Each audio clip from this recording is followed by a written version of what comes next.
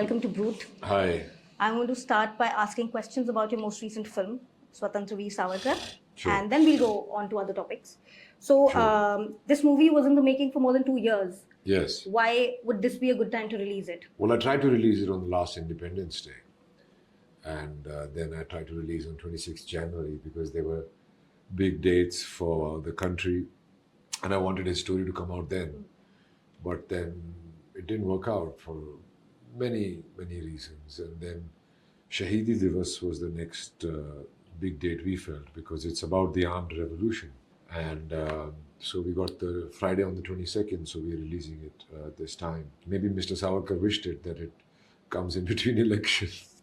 Do you think the time is interesting for the film's release and elections also? I've had no control over it. Despite your best efforts, things happen. I was just hired on as an actor in this movie for a 3-4 month working period, 3-month working period where I started losing weight and everything. I was asking for the script before I signed it, but they said it's only in place. But when they didn't have one, so I sat down with my co-writer Utkarsh Naithani and penned one down from all the reading that I'd already done for the role of playing as an actor.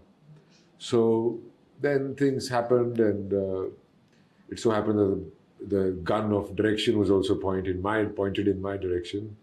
And I said, okay, I'll take it up. I took it up as a challenge, and by the time I was already very motivated about being a part of this movie because of all the, things that I also did not know, and I felt that why don't people know? We know so much detail about so many freedom fighters. But why not about Mr. Savarkar? So then it was a roller coaster ride. Then a lot of things happened. The movie got shelved, and then I broke my knee, and then the money ran out, so I put my own money in it and finished the film, and it's now going to come to the audience.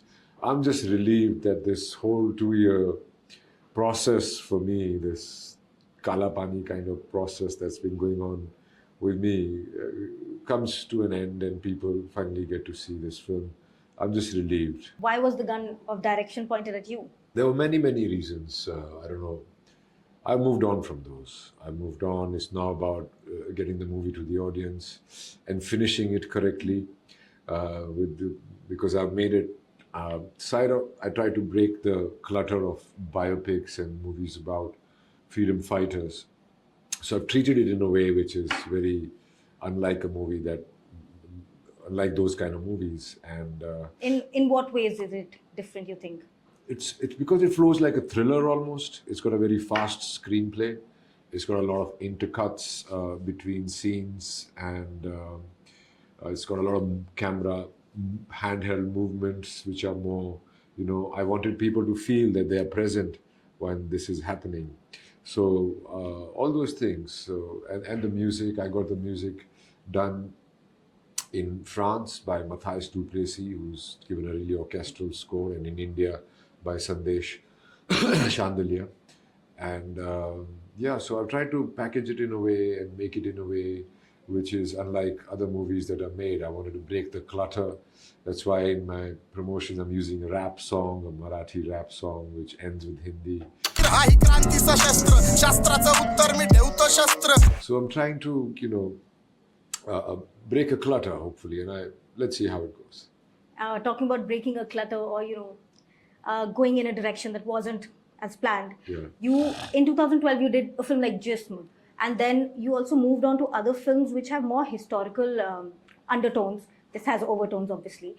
Like Sarabjit was also based on a historical event, yes.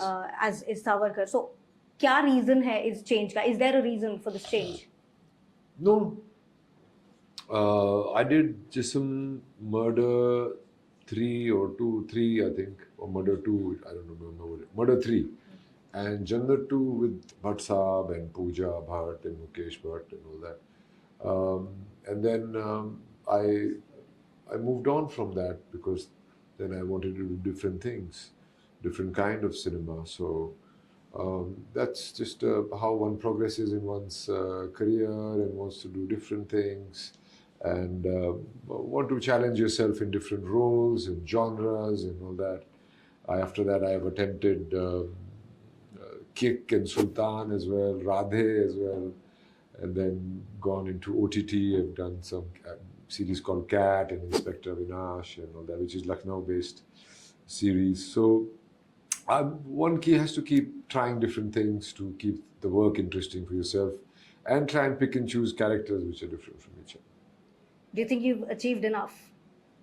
No, not at all.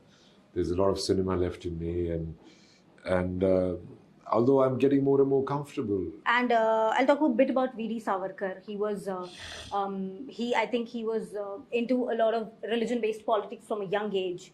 His idea was the idea of India's independence, but then he also put religion in a lot of focus in his work, in his struggle, and then India became a secular country.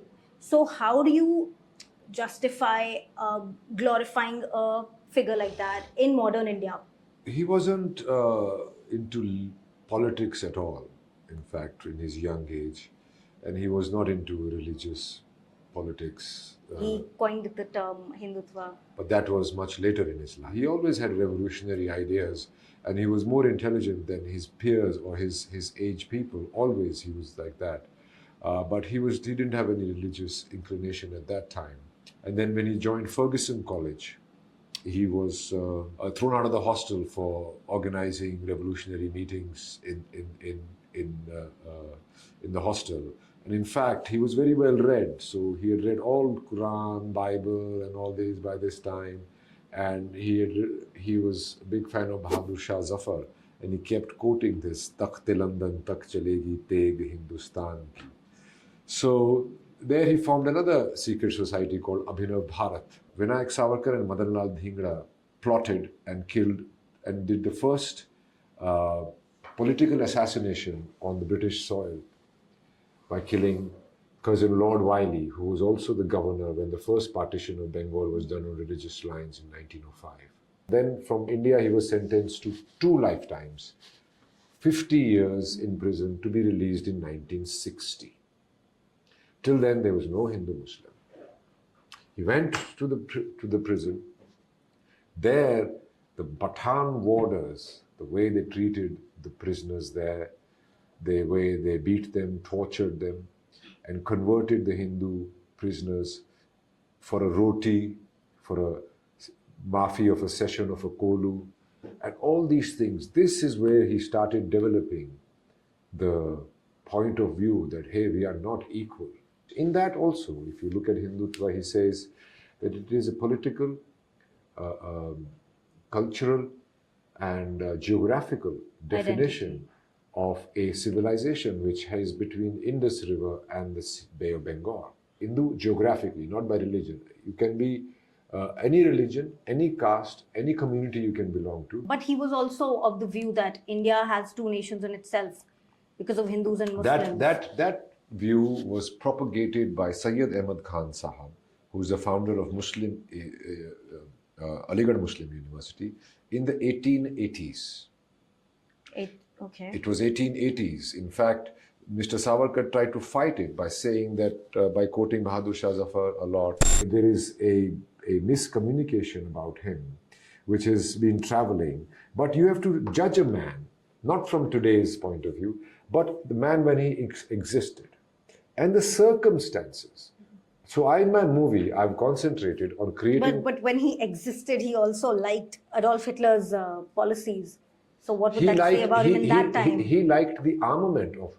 By that time that Adolf Hitler did all that to the Jewish people, that was it. When the war started, it was not like that. History is written by the victors. Indian National Congress was selected, not elected, to form the government in 1947. Post that, it was only a glorification that only Indian National Congress got us our freedom, and it happened only through non-violence, which is absolutely incomplete truth. So they wrote the history. In fact, there was a certain Mr. Majumdar who was writing it, but they did not like it. So they got some babus to write it who were in favor of or in their good books. So history is written by the victors. The hunter writes the history, and if the lion wrote the history, he said his hands were shaking, his first bullet went over there, and Yeah. so that is about history. History is a point of view. It can be looked at in many, many shades, many, many ways. History is not truth. Okay. History- Then how do you figure out what the truth is? When you've read a book which was written by the man himself, he would have written it in the way that he saw the world, right? Right. So then that, I am making a movie in a way that he saw the world, right? But I've read other books. I've read National Archives. whatever work actors do might paint them a certain way for the viewers. So do you think art can be separated from the artist? Art is separate from the artist because artistic is a holistic person, and art is an interpretation that he has made for that particular piece of art, whether it's a painting, whether it's a dance performance, whether it's a movie. It's that one art, one artwork. So it's artwork and artist. The artist makes many artworks, but that artwork has a singular life. The artist has many lives and many artworks that he creates or she creates. Okay, so they can't be reduced to one artwork, you're saying. How can it be possible? And I played Charles Sobraj as well. I played Raja Ravi Verma as well. yes. I played Inspector Vinash as well. I played Sarabjit as well. I have played many, many other such roles and other roles. Was that a film you really wanted to do, but you couldn't? Battle of Saragari, which I became a Sikh. I got Sikh Swaroop. I grew my hair, didn't cut it for 3 years, and really studied For about 3 years you three didn't cut years, 3 years. And that was Havaldar Ishar Singh I was playing, and I really imbibed that role and worked on it for years, and changed my whole person. But that did not see the light of the day. Didn't get made, and somebody else made a movie in 3 months, and bang, that is Battle of Saragari in people's memory right now. So I wish that had been made, and that artwork of mine I would have been able to share with a larger amount of people. Okay. Why do you think that happened? But like you've made the film was Many made. things happen in the filmmaking business which I don't want to really dwell into, because why wash your linen in public? Which transformation was the toughest to nail for you, and what did you do to get it? I think Mr. Savarkar's transformation was very tough, maybe a Jat boy from Haryana. The only way I could see it was to lose copious amounts of weight, so that my cheekbones stand out, my jaw stands out, my shoulder structure doesn't remain so wide. I could not reduce my height, no matter how much method acting I tried. But these are the things. And then I was 92 kilos doing Inspector Avinash at that time, with a belly. And I was 60 kilos for a year and a half almost when I was doing Mr. Savarkar's role. And not only that, to formulate your thoughts, your point of view, according to him, and see the person that he was a very complicated person with many, many facets to his life. So that is by far my both mental and physical toughest transformation that I have gone through. Has anything changed for you work-wise after you got married? How do you balance it? Now I am always guilty at being at work.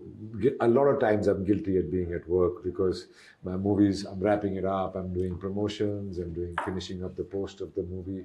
I hardly get to see her. I get home, she's sleeping. When I wake up, she's out.